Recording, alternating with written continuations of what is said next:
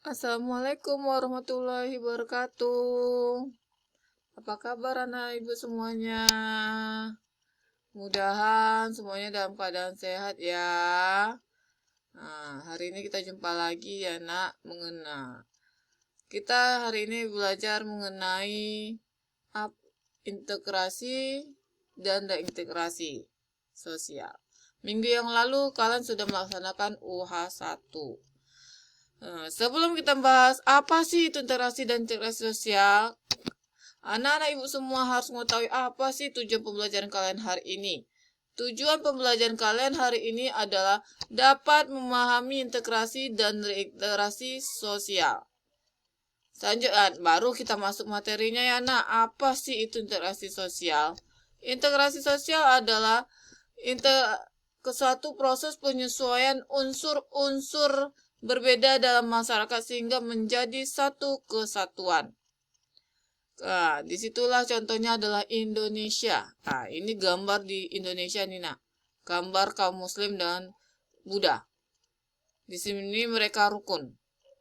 Nah, di Indonesia ini memiliki kedudukan etnis agama yang macam, sehingga bisa dijadikan contoh integrasi sosial. Semua Indonesia adalah Bhinneka Tunggal Ika. Karena itu kita walaupun berbeda-beda tetap menjadi satu. Selanjutnya apa sih itu reintegrasi? Reintegrasi adalah suatu proses sosial dalam menyatukan kembali pihak-pihak yang berkonflik untuk berdamai atau bersatu kembali seperti kondisi sebelum terjadinya konflik. Berarti kita mengembalikan kondisi seperti semula. Contohnya konflik Malaysia dengan Indonesia. Nah, untuk menggapai perdamaian itu otomatis kita harus menyelesaikan masalah kita agar kondisi kita seperti semula lagi. Kita lanjutkan. Apa aja sih tahap integrasi? Tahap integrasi ada 4. Yang pertama, akomodasi. Akomodasi ini menyelesaikan masalah. Nah, sedangkan kerjasama ini yang nomor 2 adalah pencapaian tujuan yang sama secara bersama-sama. Koordinasi ini gabungan. Dan sedangkan asimilasi dan akulturasi yang keempat bakal Ibu jelaskan di proses integrasi. Kita lanjutkan. Apa saja sih faktor yang mempengaruhi cepat lambatnya proses integrasi sosial? Faktor yang dapat mempengaruhi cepat interaksi sosial ada 4. Yang pertama, homogenitas kelompok. Homogenitas kelompok ini menyangkut pada kemajemukan rendahnya kelompok.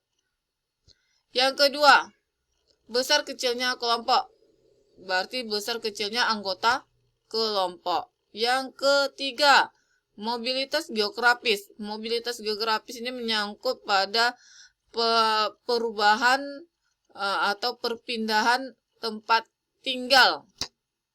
Yang keempat, efektivitas komunikasi. Seberapa efektiflah komunikasi setiap anggota kelompok masyarakat. Kita lanjutkan. Bentuk integrasi sosial ada 2. Yang pertama integrasi tinggi, yang kedua integrasi rendah. Berarti tingkat integrasinya seberapa? Apakah tinggi atau rendah? Nah, kita bahas. Ini yang Ibu bilang tadi. Ibu akan menjelaskan 2 tadi, asimilasi dan akulturasi. Proses integrasi sosial ada 2. Yang pertama, asimilasi. Asimilasi ini pembauran kebudayaan yang baru, kemudian yang diterima, kemudian terbentuklah kebudayaan yang baru. Sedangkan akulturasi. Akulturasi ini adalah perpaduan 2 budaya. Yang artinya masuknya budaya asing kemudian diterima oleh budaya lama tanpa menghilangkan ciri khas budaya lama. Yang terakhir Ibu jelaskan adalah disorganisasi. Apa sih itu disorganisasi? Disorganisasi adalah perubahan yang terjadi pada lembaga-lembaga kemasyarakatan dapat membuat pudarnya norma-norma dan nilai-nilai dalam masyarakat. Artinya, adanya perubahan suatu lembaga otomatis mempengaruhi pudarnya norma ya dan nilai yang ada dalam masyarakat. Sampai di sini yang dapat Ibu sampaikan.